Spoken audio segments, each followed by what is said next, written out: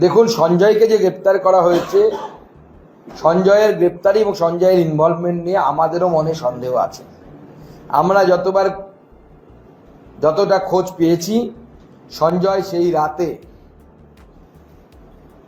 প্রায় 4 বার মদ্যপান করেছে, যেরকম বিভিন্ন কিছু জানতে পারছি। শুধু তাই নয়, সে 2 বার রেড লাইট এরিয়া থেকে ঘুরে এসেছিল।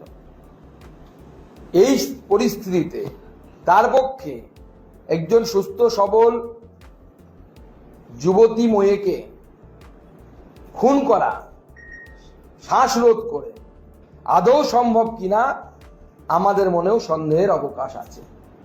তদন্ত হওয়া উচিত, কিন্তু আমাদের দুর্ভাগ্য যে তদন্ত করার জন্য যে মূল যে জিনিসটা দরকার সেটা তৃণমূল কায়দা করে, নান্টু ঘোষ সহ শুরু করে আরো এরকম তৃণমূলের নেতারা সেই বডিটাকেই তাড়াতাড়ি পুড়িয়ে দিয়েছে মুখ্যমন্ত্রীর নির্দেশে।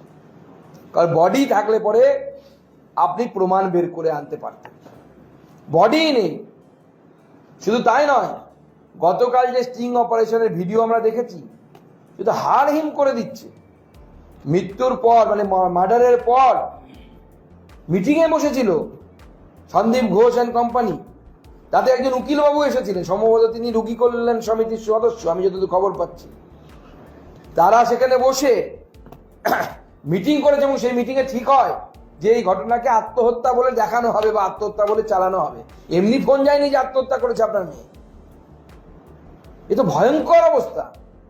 এদের নিয়ে গিয়ে সিবিআই এর উচিত 3rd ডিগ্রি দেয়া, এদেরকে দিয়ে এদের মুখ থেকে সঠিক তথ্য বের করা এবং বের করে জাস্টিস দেয়া।